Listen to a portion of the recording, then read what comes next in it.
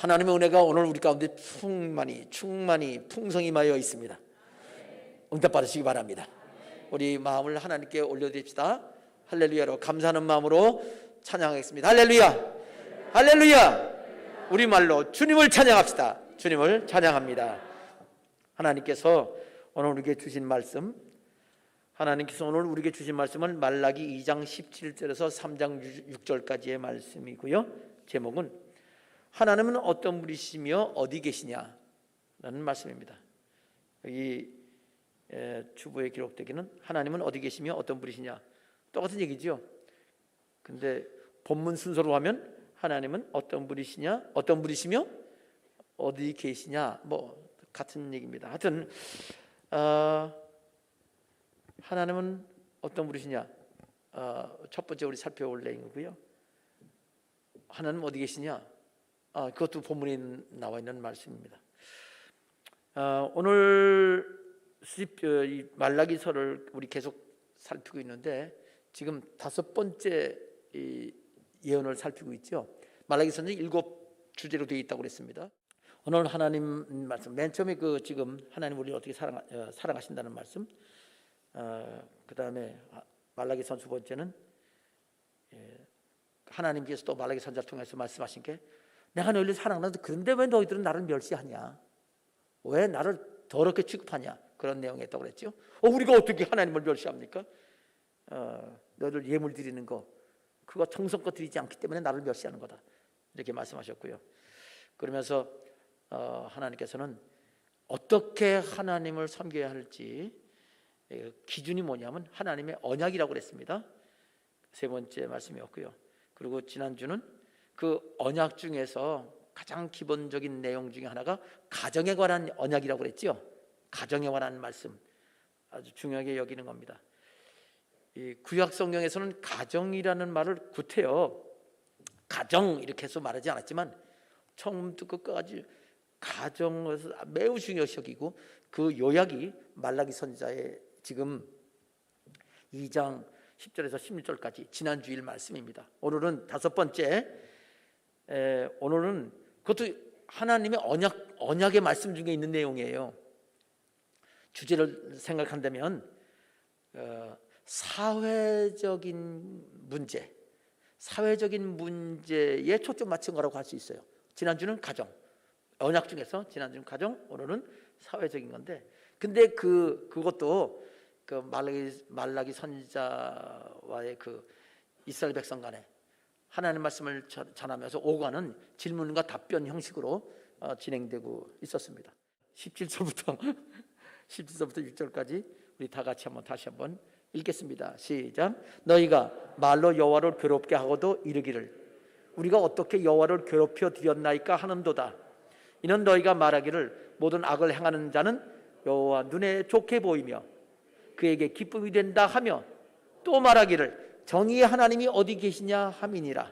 만군의 여호와가 이르노라 보라 내가 내 사자를 보내리니 그가 내 앞에서 길을 준비할 것이요 또 너희가 구하는 바 주가 갑자기 그의 성전에 임하시리니 곧 너희가 사모하는 바 언약의 사자가 임하실 것이라.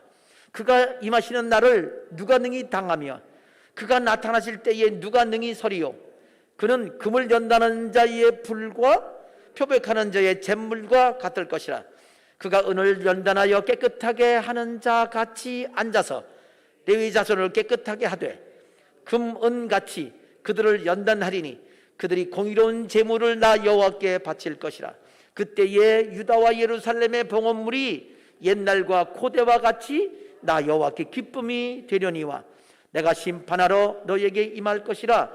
점치는 자에게와 간음하는 자에게와 거짓 맹세하는 자에게와 품꾼의 삭에 대하여 억울하게 하며 과부와 고아를 압제하며 나그네를 억울하게 하며 나를 경외하지 아니하는 자들에게 속히 증언하리라. 만군의 여호와가 말하였느니라. 나 여호와는 변하지 아니하나니 그러므로 야곱의 자손들아 너희가 소멸되지 아니하느니라. 아멘. 자, 오늘 첫 번째 말씀 있는 그대로 하나님께서 말라기 선지자를 통해서 이스라엘 백성들에게 말합니다. 너희가 어떻게 말로 하나님을 괴롭게 해드리냐, 그렇게 말씀 전하신 거예요. 그러니까 이스라엘 백성들이, 그러니까 말라기 선지자한테 얘기하는 거지요. 그러니까 말라기 선지자가 하나님 말씀을 대언하니까 또 말라기 선지자에게 답변을 하는 거예요. 하나님 들으시죠. 말하기를, 우리가 어떻게 하나님을 괴롭힐 일이 있습니까? 우리가 뭐라고 그랬는데요? 그러니까 말라기 선지자가 하나님께 받은 말씀이잖아요. 너희가 말하기를 악한 자, 악을 행하는 자는 악인이죠. 악한 자를 하나님 좋게 본다고 그렇게 너희 말했지 않냐? 또 악한 자가 하나님을 기쁘게 해드리는 거라고 그렇게 말하지 않냐? 또 말하기를 정의 하나님이 어디 계시냐? 이렇게 말했잖냐? 이렇게 된 거예요. 자, 첫 번째는 오늘 주신 메시지의 첫 번째 내용은 이겁니다. 하나님은 악한 자를 좋아하신다. 악한 자가 되어야, 악을 행해야 하나님 기뻐하신다. 이렇게 말하는 걸 통해서 하나님이 괴로워하신다는 얘기예요. 괴롭히고 하나님이, 괴롭힌다는 말인데 좀 다른 말하면 하나님 마음이 아파하신다 이 말이에요. 마음을 괴롭게 하는 건 마음이 아픈 거죠. 괴롭게 드리는 거죠. 근데 그 당시 지금 말라기 선지자 시대 때 사람들이 이렇게 하나님은 악을 하는 걸 좋아하셔. 악한 자를 하나님 기뻐하시거든. 왜 그렇게 말했을까요? 지금 이 이스라엘 사람들은 원래 민족 교회거든요. 이스라엘은 국가면서 교회입니다. 그런데 자 보십시오. 우리 교회 교인들이 악을 행해 하나님이 좋아하셔 이렇게 말할까요? 안 할까요? 근데 그 사람들은 왜 그랬죠? 미쳤나 보지요. 그랬나 보네요. 근데요, 생각해 보세요. 이 사람들 보니까 이 세상에 악한 자들이 돈도 잘 벌고 잘 살고 있고, 또 악하게 해서 권력도 가지고, 가진 권력 가지고 사람 괴롭히기도 하고 잘 먹고 잘 살고 있어요. 자, 여러분, 하나님은 참새 한 마리 살고 주는 거 그냥 하나님 관계없이 죽고 살고 하는 거예요? 하나님과 관계 있어요? 참새 한 마리 떨어진 것도 하나님 허락 없이 안 떨어진다고 그랬잖아요. 그런데 그렇게 악한 자가 부자가 되고 잘 먹고 잘 살고 권력 가지고 그렇게 하는 거 하나님 모르실까요? 하나님이 허락 안 하는데도 그렇게 될까요? 이 대답이 없네. 그래요. 그러니까 하나님 허락하셨잖아. 자, 이거는 그 잘 먹고 잘 사니 부러운 사람도 이게 부러운 거예요. 악하게 살아야 하나님이 이렇게 그냥 내버려 두시는 거니까 하나님이 악한 자 좋아하는가 봐. 아니면 또 하나님께서 그렇게 허락하셨으니까 되는 거니까 하나님 기쁘시게 해드리니까 하나님 도움받아가지고 잘 되는 거지. 이거는 부러워하는 사람이 그렇게 말할 수도 있잖아요. 그런데 그걸 싫어하는 사람도 그렇게 말할 수 있습니다. 아니, 말이 돼 저게? 저 가짜가 부르자는 게? 아니, 하나님이 기뻐하시나 보지 뭐. 그런데 그걸 싫어하는 사람이 그렇게 말할 때는 그렇게 해주는 하나님도 싫단 말이에요. 그죠? 나 그런 하나님 싫어. 그런 얘기가 되는 거예요. 그 다음에 또 악하게 잘 되는 사람도 그런 말 할 수 있어요. 이건 여러 사람이 할 수 있단 말이에요. 이렇게 하다 보면 시간이면 또 많으니까. 자, 보세요. 당신 말이야 그렇게 악하게 해가지고 돈 많이 벌고 잘 살고 되겠어? 그러면 하나님이 전지전능하시잖아. 하나님 막으면 나 못해. 하나님 하기 쓰는데 잔소리하지 마. 그러면 뭐라고 그래요? 할 말이 있겠어요? 없겠어요? 마스크 쓰고 오면 되지. 그렇게 하나님이 허락하신 거 맞잖아. 또 하나님께서 허락하실 뿐 아니라 하나님 그냥 내버려 두지. 하나님 좋으신 거 내버려 두지. 막으면 내가 못하지. 그렇게 말할 수도 있잖아요. 자, 하나님은 악한 자를 기뻐하신다고 말한 거는 그 사람이 악한 자건 선한 자건 아니면 그 악한 것을 부러워하는 사람이건 모두가 다 이런 말을 할 수 있다 이 말이에요. 그러나 하나님이 그렇게 악한 자를 좋게 보는지 악한 자를 기뻐하는지는 분명하게 확인할 수 있어요. 하나님이 지금 선장하는 말이 그거예요. 너희들 그렇게 말했지? 아니야. 하나님 그렇게 말씀 안 하셨어. 그렇게 말하면 안 돼 라고 말하고 있다. 오늘 이게 답변입니다. 만약 누가 그렇게 말하면 가만히 있고 말하는 거 들으면 그래 잘 되는 거 보니까 그런 것 같아. 가만히 있지 말고 그거는 성경 말씀에 보면 하나님이 왜 지금 약한 자들이 있는데 그걸 막 하는지 그걸 원리를 알아야 된다. 하나님은 악한 거 기뻐하지 않는다. 이거를 하나님 절대 악한 거 기뻐하지 않는다. 그럼 왜 악한 자가 있느냐? 이 세상에 하나님께서 가장 기본적인 건요, 하나님은 사랑이시고요, 그들이 회개하기를 원하십니다. 이게 가장 중요한 거예요. 기다리고 계시는 거예요. 만약 악한 자 죽이기 작정하셨으면요, 이 세상에 하나도 안 남아요. 모든 사람의 주인이잖아요. 그런데 하나님은 이 악한 자들 스스로 회개하고 돌이키기를 기다리고 계십니다. 그런데 왜 미리미리 왜 손 안 보시나요? 왜냐하면 하나님께서는 이 세상을 사람에게 위임하셨어요. 맡겨줬어요. 그리고 맨 마지막에 주님 오셔서 그 행한 대로 하나님이 심판하시겠다고 예정하시고 작정하시고 사람들에게 알려주셔서, 그래서 여기서 하나님 뜻대로 사는지 안 사는지, 하나님을 원망할 게 아니라 이 세상 사람들이 하나님 기준으로 사는지 아닌지, 그것이 더 중요하다는 것을 우리가 깨달아야 되겠습니다. 자, 넘어가겠습니다.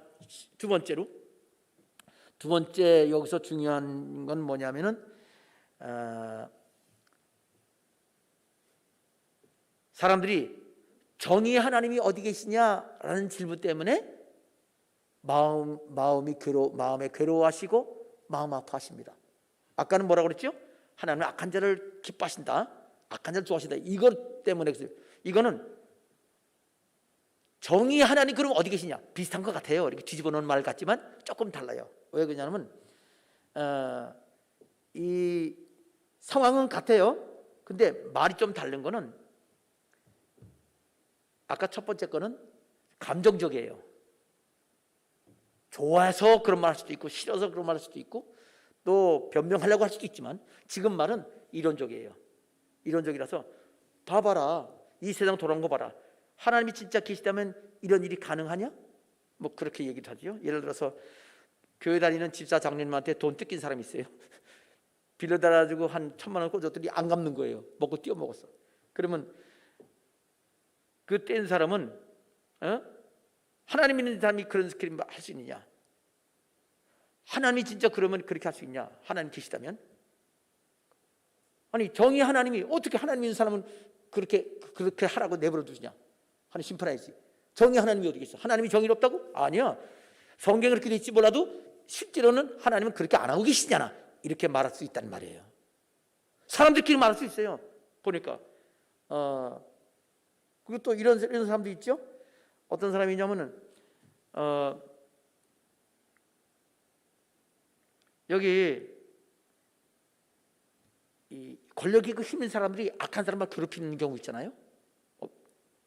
인신매매범도 있고 그러면, 그럼 불쌍한 사람들 보면은 하나님이 어떻게 저런 사람을 내버려 두시나?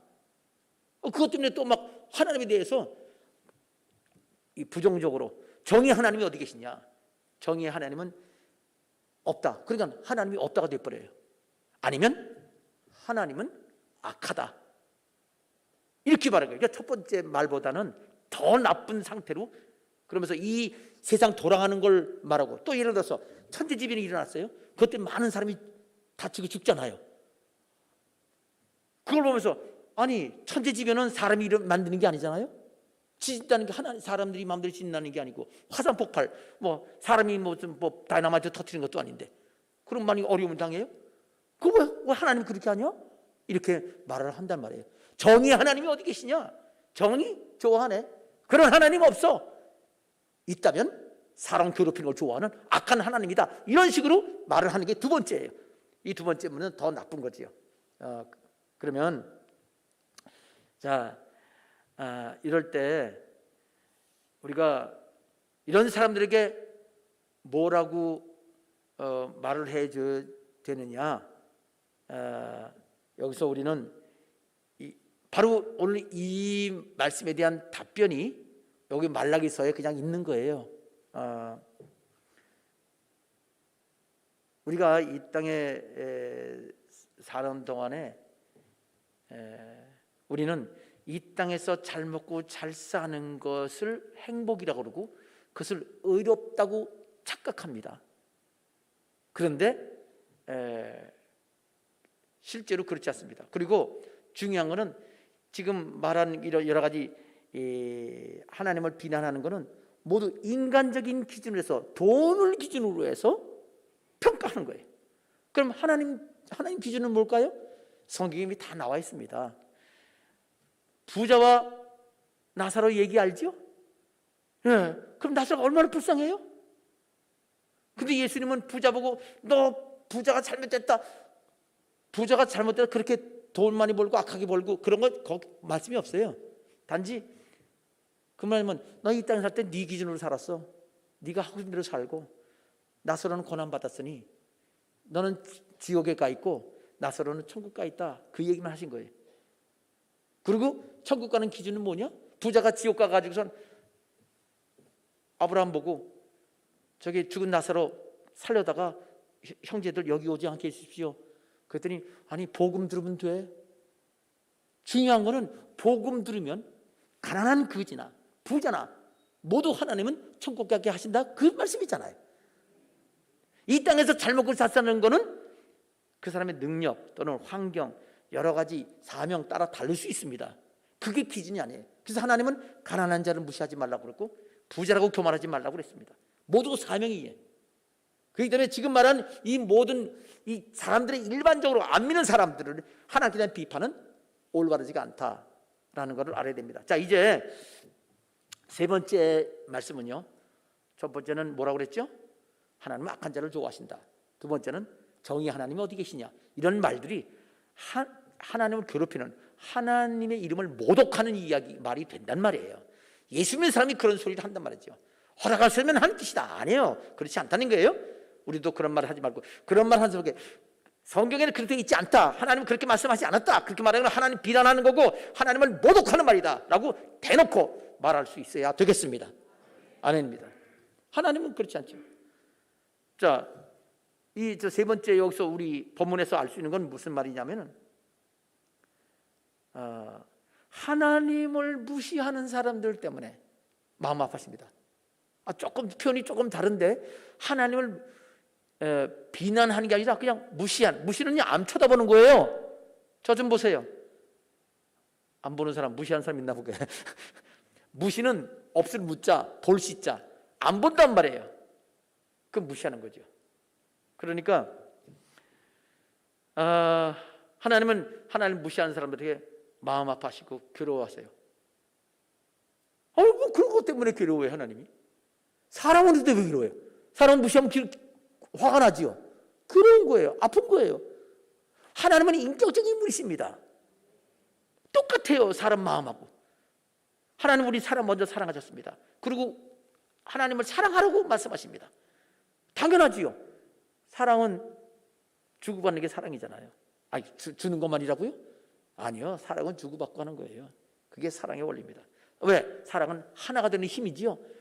하나가 안 되면 사랑은 아픈 거예요. 떨어지니까. 그러니까 사랑은 주는 거다? 주는 거 맞지만 주기만 하고 연결이 안 되면 그거는 사랑의 관계가 아닌 거예요. 사랑의 원리를 모르면 그런 소리를 합니다. 하나님의 사랑을 우리에게 베푸셨습니다. 그게 끝입니까? 아니요. 그거 안 받으면 하나님의 원수가 되고 심판받아요. 당연히 받아서 또 하나님은 사랑이야. 그 다음 그 행복한, 하나님도 기쁘시고 또 우리도 기쁜 참된 올바른 사랑의 관계가 이루어지는 겁니다. 자, 이제 여기 세 번째 말씀은요, 어디에서 그 말씀이 나오냐면 세 번째는 말라기 3장 5절에 나와 있습니다. 하나님 무시하는 사람, 하나님 무시하는 때문에 마음이 아프시고 괴로워하신다 하고 있는데 제가 읽겠습니다. 말라기 3장 5절. 내가 심판하러 너에게 임할 것이라. 점치는 자, 간음하는 자, 거짓 맹세하는 자에게와 품꾼의 삭에 대하여 억울하게 하는 자. 그러니까 일 시키고 월급 안 주는 사람들. 이거 하나님이 심판하십니다. 과부와 고아를 압제하는 자, 나그네를 억울하게 하는 자, 왕따시키는 사람들, 힘없다고.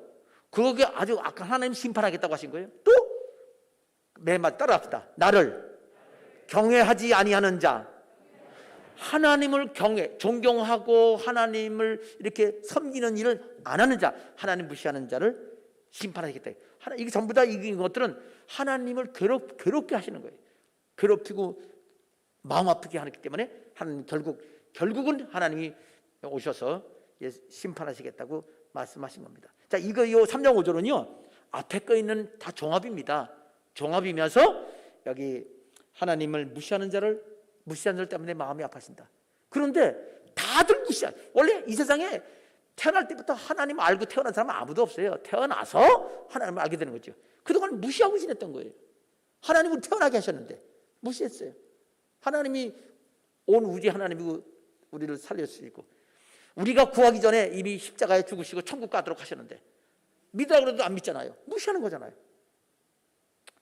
그렇기 때문에 오늘 이 말씀을 통해서 이게 하나님을 악한 사람들, 이 세상에 악한 자가 있다고 해서 악한 거 좋아한다거나 아니면 의로운 하나님 안 계시다 또는 하나님이란 존재는 없다, 마귀가 하나님이다, 이런 말들, 하나님 무관심하고 자기 기준으로 사는 그런 모든 사람들은 하나님을 괴롭히게 하는 사람이고 바로 이런 사람들이 심판의 대상이다, 이렇게 말씀하셨으므로 이게 누가 뭐라 그러면 말라기서 읽어보라고 그렇게 답변하고 말라기서 3장 5절이야 답변해 주시면 거기에 답이 있어라고 말씀해 주시면 되겠습니다. 진짜 예수 믿는 사람은 제정신이 아니더라도요 예수 안 믿습니다 소리를 못하게 돼 있어요. 아니 자기가 못하는 게 아니라 안 돼. 왜냐면 하나님이 계시기 때문에 사람은 정신이 없어도 우리 믿는 사람 진짜 예수 믿으면 하나님이 들어와 계시기 때문에 마음속에서부터 그런 말을 하나님이 하도록 못하게 하십니다. 물론 예수 믿어도 자기가 안 믿어 의지적으로 어떤 이유 때문에 욕심으로 또는 교만으로 다른 것 때문에 이 때문에 그러면 하나님이 그냥 떠나버리시죠. 한순간 원수가 되는 겁니다. 하나님을 배신하는 거예요. 그런 사람 아니고 진실로 믿는데 말 입에서 안 믿는 소리는 안 나옵니다. 그걸 말할 수 있으면 이미 그 사람은 사실은 예수 믿는 사람이 아닌 거예요. 왜? 예수님 말씀하셨잖아요. 사람들 앞에서 나를 시인하면 나도 하나님 앞에서 그 사람 시인해 주겠다. 그게 믿음입니다. 혼자 입을 뒤집어 쓰고 나 예수 믿어, 그 다음에 입을 빼주고 안 믿어, 그럼 안 믿는 거예요. 이 원리를 모르고 나서 평생 한 번도 예배드리지도 않고서 마음으로 믿어요 라는 이 헛소리 하는 사람들이 세상에 얼마나 많아요. 예수를 진실로 믿으려면 몸과 마음과 정성 예물 준비해서 예배드려야 믿는 겁니다 라고 말씀해 주시길 바랍니다. 그렇지 않으면 하나님 무시하는 거다. 우리 믿는 사람들이 있죠. 교회 나와서 앉아있는 것뿐 아니라 진실로 하나님을 섬기고 인생의 목적이 하나님 영광을 돌리는 것임을 명심하시기 바랍니다. 자, 이제 오늘 말씀을 통해서 이제 핵심적인 거는 다른 것들은 다 죄라는 거 알아요. 그거 하면 안 되는 거 알지요. 그러면서 하나님께 문제가 되지만 더 문제는 예수 믿는 것, 예수 안 믿는 것, 여기 하나님 경멸, 예수 안 믿는 게 하나님 심판받을 죄라고 말씀하셨으니까 하나님 경외하지 않고 하나님을 무시하는 이 죄의 문제는 진짜 예수 안 믿는 사람은 그럴 수 있어요. 뭐 안 믿고 지옥 가겠다는 거 어떡합니까? 자기가 선택하는 건데. 종교는 자유가 있어요. 지옥 갈 자유가 있어요. 하나님은 지옥 가기를 원치 않으시지만 원하면 전부 다 천국 가게 하시는데 싫다는 거 어떡합니까? 억지로 하나님 억지로 안 하세요. 자유가 있어요. 그런데 문제는 지금 이 대한민국에 좌파 사상 가진 사람들, 원래 좌파는 공산주의를 부드럽게 말하는 거라고 그랬죠. 대한민국 좌파는 공산주의를 부드럽게 말하는 게 공산주의 좌파입니다. 제가 여러분에게 좌파 책 갖다 놓고 설교도 했잖아요. 근데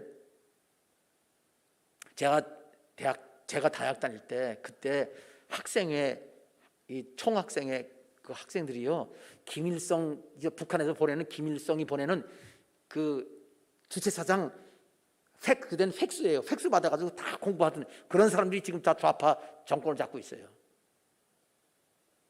공산주의 맨 처음에 볼세비키 혁명이 일어나서 처음 6명인가 혁명을 일으킬 때, 그때 공산주의 처음 만들 때부터 기독교는 아편이고 마약이다, 그렇게 원래 시작한 거예요. 근데 어떻게 목사들이, 어떻게 교회들이 좌파를 따릅니까? 미쳤지. 진짜 예수 믿으면 그렇게 할 수가 없는 겁니다. 그러니까 이걸 우리 대한민국 사람들이 생각이 바뀌어서 진짜 하나님 중심으로, 교회부터가 변화되면 하나님께서 대한민국에 복 주실 겁니다. 자, 이제 여기에 대해 간증이 있겠습니다.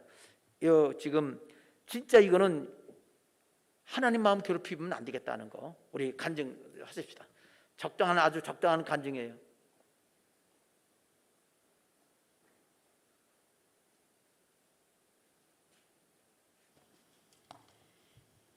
할렐루야, 은혜교구 김은경 구역장입니다. 오늘 저는 저의 좌파 사상이 어떻게 해서 변화됐는지 대하여 간증하려고 합니다. 저의 고향은 전라도 전주입니다. 다들 아시다시피 전라도 사람들은 민주당을 좋아합니다. 같은 전라도라도 지역에 따라서 조금씩 차이는 있겠지만, 저의 경우 대통령을 잘못 뽑아서 전라도가 못 산다는 말을 참 많이 듣고 자랐습니다. 대통령이 전라도의 인재들은 쓰지도 않고 경상도 사람들만 높은 지위에 앉히고 많은 개발을 이루어서 전라도는 못 살게 됐다고요. 그래서 전라도와 경상도의 경제 수준과 문화의 차이가 난다는 말을 많이 듣고 자랐습니다. 사회 정책에 있어서도 좌파는 서로 평등하게 분배하고 모두가 잘 살게 하는 정책을 펴지만, 우파는 잘 사는 사람만 더 잘 살게 만들어서 심각한 양극화를 만드는 정책을 편다는 이야기를 여기저기서 많이 듣고 자랐던 것 같습니다. 잠깐만요. 네. 지금 그건 전의 얘기죠. 전의 정권. 지금 정권은 좌파 정권이잖아. 네. 어렸을 때. 글쎄, 지금 정권은 좌파 정권이나. 그러면 지금은 전라도 쪽에만 개발을 시키겠네. 그러면 경상도 쪽이 차별을 당하고 있겠네. 다시 그러면 지금은 전라도 사람만 등용하겠네. 그렇지, 사실은 지금 그렇게 하고 있어요. 지금 그렇게 하고 있어요 지금. 오케이. 그리고 좀 우파는 부자만 위하고 좌파는 가는 사람 평등하게 한다는데, 지금 평등하게 하려고 하는데 평등하게 돼요? 더 벌어졌어요? 많이 벌어졌어요. 이상하네. 계속하세요. 네. 가정에서, 학교에서, 심지어 교회에서까지.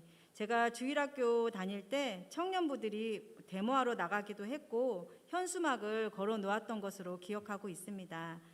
교육이 참 중요한 것 같습니다. 늘 그렇게 듣고 배웠기 때문에 제 머릿속에는 우파는 잘 사는 사람을 위한 정책이고, 내가 잘 살려면 좌파가 정권을 잡아야 된다는 생각이 가득했기 때문에 선거 때만 되면 사람을 보고 뽑기보다는 당을 보고 투표했습니다. 대표적인 인물이 김대중 대통령입니다. 전라도 출신이라 많은 지지를 얻었습니다. 지금도 전라도 사람들이 좋아하고 있습니다. 시간이 흘러서 서울에서 직장 생활을 하다가 결혼 후에 남편 직장을 따라 송탄에 내려왔습니다. 송탄에 내려왔는데 아는 사람이 전혀 없었습니다. 하루 종일 집에만 있는 저에게 남편이 안타까운 듯 교회 나가보라고 권면했습니다. 어려서 다녔기 때문에 가야 된다는 생각은 있었지만 이단들이 많아서 아무 곳이나 갈 수 없는데, 진짜 말씀 중심의 교회를 가야 되는데 라는 핑계만 대며 시간만 보냈습니다. 그러던 중에 저를 전도하신 분이 하나님께서 자기에게 잉태의 복을 주셨다는 간증을 들었습니다. 저도 결혼은 했지만 아기가 생기지 않아 걱정이 많았던 터라 나도 따라가 볼까 생각했습니다. 그런데 순복음 교회라는 소리에 예전에 순복음은 이단이라고 들었는데 괜찮나 생각이 들어서 여기저기 순복음이 어떤지 알아봤습니다. 결정적으로 저희 집 앞에 사시는 언니에게 제가 물어봤는데 송탄 순복음에 나가보려고 한다고 얘기하니까 그 언니가 그 교회 목사님은 진짜 말씀대로 가르치셔 하시더라고요. 아, 이 교회구나. 바로 나가야겠다 다짐했습니다. 그리고 교회에 와서 하나님의 은혜로 바로 잉태복을 받았습니다. 그렇게 시작해서 우리 교회에 다니게 되었습니다. 정말 목사님은 성경 말씀대로 설교를 하셨습니다. 아까 그 송탄순복교회는 말씀대로 하신다는 분이 우리 교인이 아니에요. 내가 물어봤는데 아까 교인이 아니라고 그랬죠? 네. 예, 근데 한두 번 왔었대. 다른 교회 다니는가 봐요 원래. 아니요. 그것도 아니에요? 친정 식구들은 믿는데 그 언니는 마이크 대고 얘기해야지 들어요. 친정 식구들은 예수님 믿는데 그 언니는 믿지 않아요. 근데 어떻게 또 말씀 전하는 알아? 이게 전도 받아서 한두 번 왔어. 그 기적이네 그것도. 하여튼 계속 하세요. 네. 우리 목사님의 설교 시간이 길어서 짧은 설교에 익숙한 사람들은 많이 힘들어하기도 합니다. 하지만 저에게는 문제가 안 됐습니다. 어려서부터 말씀에 대한 의심과 질문됐던 내용들이 설교 말씀을 통해 하나하나 해결됐으니까요. 시간 가는 줄 모르고 늘 말씀을 들었습니다. 목사님을 통해 전해주시는 성경 말씀들이 꿀송이처럼 달게 느껴졌습니다. 그래서 말씀을 사모하게 되고 목사님은 진짜 말씀 중심이시구나 신뢰할 수 있었습니다. 그러는 와중에 선거철이 됐습니다. 성도들끼리 이번에 몇 번 찍으래 쏙닥거리는 소리를 들었습니다. 뭐지? 말씀 중심으로 설교하는 목사님이 몇 번 찍으라고 얘기하시네? 이게 맞는 거야? 선거철만 되면 좌파는 안 된다고 말씀하시니 목사님은 우파인가 봐. 정치인도 싫어하시나 봐. 우리 교회는 선거 홍보도 안 되고 정치적 목적으로 우리 교회에 올 수도 없고 주의 종 말씀이니까 몇 번 찍으라고 하시니까 찍기는 찍는데 선거는 말씀대로 안 하시나 보다. 이 부분은 조금 나하고 안 맞다. 아쉽긴 하네 라고 생각했습니다. 그리고 남편과 지금은 다른 곳으로 이사간 구역 식구 부부가 좌파 사상을 갖고 있었기 때문에 선거철만 되면 남편 눈치 보고 또 지금은 다른 곳으로 이사간 구역 식구 부부의 눈치를 보느라 빨리 선거철이 지나갔으면 좋겠다라는 생각을 많이 했습니다. 그러던 중 어느 수요 예배 때였습니다. 목사님께서 좌파도 우파도 안 되지만 그래도 우파를 지지할 수밖에 없는 이유를 성경 말씀을 가지고 설교해 주셨습니다. 마태복음 9장 38절로 40절 말씀. 요한이 예수께 여짜오되 선생님 우리를 따르지 않는 어떤 자가 주의 이름으로 귀신을 내쫓는 것을 우리가 보고 우리를 따르지 아니함으로 금하였나이다. 예수께서 이르시되 금하지 말라. 내 이름을 의탁하여 능한 일을 행하고 즉시로 나를 비방할 자가 없느니라. 우리를 반대하지 않는 자는 우리를 위한 자니라. 아멘. 좌파는 기독교를 싫어하고 하나님과 정반대로 갑니다. 우파는 기독교를 이용하기는 하지만 교회를 무너뜨리지는 않습니다. 그래서 좌로나 우로나 치우쳐서는 안 되지만 둘 중에 하나를 선택해야 된다면 하나님 말씀처럼 우리를 반대하지 않는 자는 우리를 위하는 자이기 때문에 우파를 선택할 수밖에 없다는 말씀을 전해 주셨습니다. 아, 목사님께서 목사님의 생각이나 사상을 우리에게 전해 주신 게 아니라 하나님 말씀을 전해 주신 거구나. 성경에는 정치, 선거에 관해서 우리가 어느 편에 서야 된다는 게 나와 있구나. 하나님 말씀이었구나. 깨달아지면서 저의 좌파 사상이 변했습니다. 하나님 말씀이기 때문에 하나님을 사랑하기에 하나님을 반대하는 사람을 내가 사랑할 수도 없고 지지할 수도 없는 거지. 사상이 바뀐다는 게 기적이라고 합니다. 모든 게 하나님의 은혜입니다. 저는 저희가 좌파도 아닌 우파도 아닌 예수 중심으로 변한 게 너무나도 감사합니다. 제가 변화되면서 선거철에 안절부절함 못함도 사라지고 남편도 변화되는 걸 느끼게 됐습니다. 저처럼 친정 식구들과 전라도, 특별히 예수 믿는 성도들이 모두 예수 중심으로 변화되기를 기도하고 있습니다. 아멘. 아직 변화되지 않는 우리 성도님들까지도요. 저희 친정 식구들은 형제들이 모두 예수님을 믿어도 좌파 사상을 가지고 있습니다. 다들 아시겠지만 서로 다른 사상이 만나서 대화하면 싸움만 납니다. 말을 해줘도 듣지도 않고 언성만 높아지고 상처만 남습니다. 전하는 사명을 다해야 된다고 하는데 서로가 상처이기에 기도만 하고 있습니다. 놀라운 건 아주 조금의 변화가 있습니다. 이 정권이 코로나19를 통해 예배드리지 못하게 만들고 교회를 핍박하고 있다는 걸 느끼고 이야기하고 있습니다. 처음엔 코로나 때문에 모이지 않고 영상 예배 드리는 게 맞다고 이야기하며 대면 예배 드리는 교회를 안 좋게 여기더니 지금은 정부가 교회를 핍박하고 있음을 느끼고 고백하는 게 감사할 일입니다. 평안할 때는 잘 몰랐지만 코로나를 통해 좌파 사상이 하나님의 대적자임을 확실히 보여주고 계십니다.